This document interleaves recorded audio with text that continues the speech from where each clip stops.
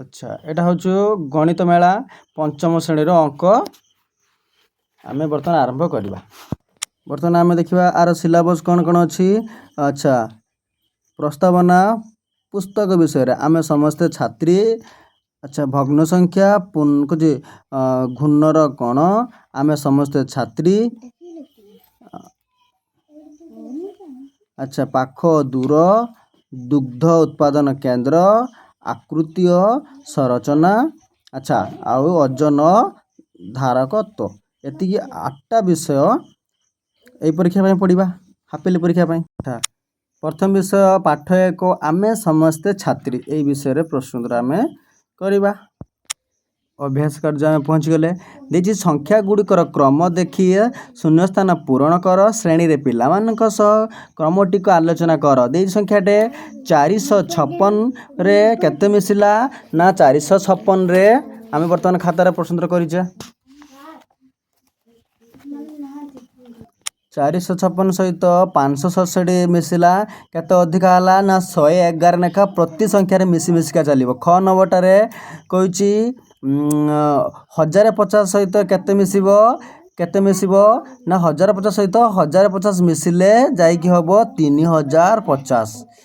ତାପରେ ଗ ନମ୍ବର ଆସିଲେ 5105 ସହିତ କେତେ ଲେଖା ମିଶି ମିଶି ବଢ଼ିଲା ନା 9 କେତେ ନା 1000 ଲେଖାଏଁ ନା 900 ଲେଖାଏଁ ବଢ଼ି ବଢ଼ି ଚାଲିଲା 900। ଗ ନମ୍ବର ତାପରେ ଗ ପରେ ଘ ନମ୍ବରରେ 10100 ସହିତ କେତେ ମିଶି ଚାଲିଲା ନା ଏଇଥିରେ 100 ଲେଖା ମିଶି ଚାଲିଲା। ତାପରେ ଓ ନମ୍ବର 10105 ସହିତ 10125ରେ କେତେ ମିଶିଲା ନା ଓ ନମ୍ବରରେ 20 ଲେଖା ମିଶି ମିଶି ଚାଲିଲା। ତାପରେ ଓ ନମ୍ବର ଚ ନମ୍ବର 10992ରେ 10993 ମିଶିଲା ଏଥିରେ କେତେ ନା ବଢ଼ି ବଢ଼ି ଚାଲିଲା ଆଗକୁ ନା ଚ ନମ୍ବର ଆମେ ଲେଖିଲେ ବର୍ତ୍ତମାନ କେତେ 1।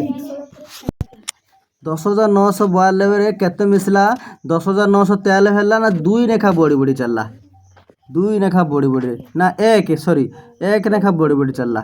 ତାପରେ 6 ନମ୍ବର ଦେଇଛି କେତେ 10794ରେ କେତେ ମିଶିଲା ନା ଏଥିରେ ଆଗକୁ କେତେ ଲେଖା ବଢ଼ି ବଢ଼ି ଚାଲିବ 6 ନମ୍ବରଟା କେତେ ନା 162 ଲେଖା ବଢ଼ି ବଢ଼ି ଚାଲିବ।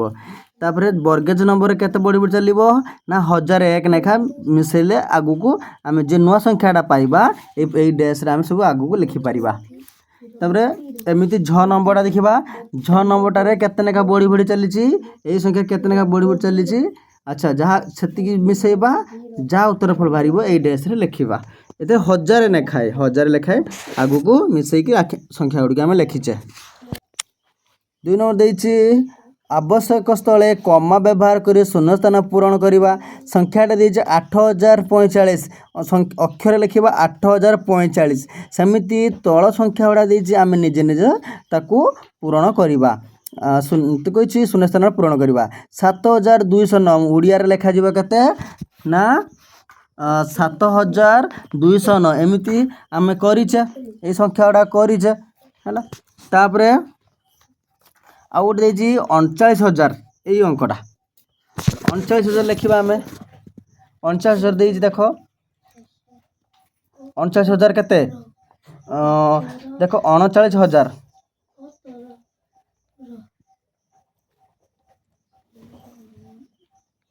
39000 କେତେ 500 ମାମା କେତେ 500 କେତେ 93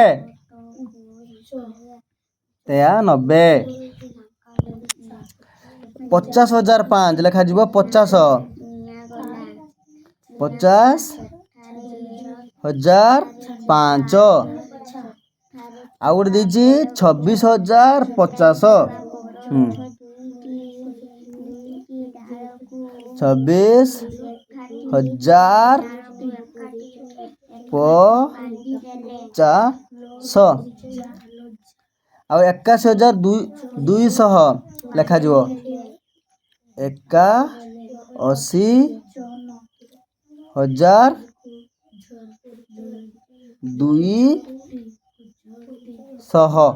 ଏଟା ଦେଇଛି ଦେଖ ଏଟା କ'ଣ ଦେଇଛି ସେ এটা এତିকি সংখ্যা গুড়াক সে কোণ করেছি অক্ষরের দিয়ে দিয়েছি আমি সংখ্যার লেখিবা 90,009 কেতে 90,009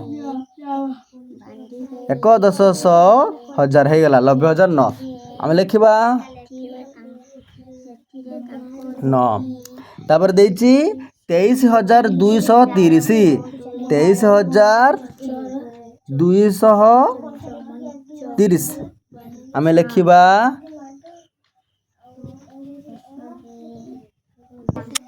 ଆଉ ଗୋଟେ ଦେଇଛି 36,001 36 କମରେଲା 1001 ହେଇଗଲା 36,001 ହେଇଗଲା ଆମର 2 ନମ୍ବର କମ୍ପ୍ଲିଟ୍ 3 ନମ୍ବର ଆସିବା ନିମ୍ନରେ ଦିଆଯାଇଥିବା ସଂଖ୍ୟା ଗୁଡ଼ିକୁ ସାନରୁ ବଡ଼ କ୍ରମରେ ସଜାଇ ଲେଖ ଆବଶ୍ୟକ ତଳେ ସଂଖ୍ୟା ରେଖାରେ ବ୍ୟବହାର କରିପାରିବ ହେଲା ଆଙ୍କ ଭିତରେ ବଡ଼ରୁ ସାନ କ୍ରମ ସଜାଇକି ଲେଖିବା 40,347 34,407 ତାଙ୍କ ଭିତରେ ବଡ଼ କିଏ ଇଏ ବଡ଼ ଆଙ୍କ ଭିତରେ କିଏ ବଡ଼ ରହିଲା ନା 40,000 ସଂଖ୍ୟା 40 ଏଠି 1000 40 1000 34 ତାହେଲେ ଏଇଟା ବଡ଼ଟା ହେଲା তাহলে এই দুইটা অঙ্ক দেখিবা 73,000 74,000 74টা বড় আচ্ছা তার 47,000 18,000 47টা বড়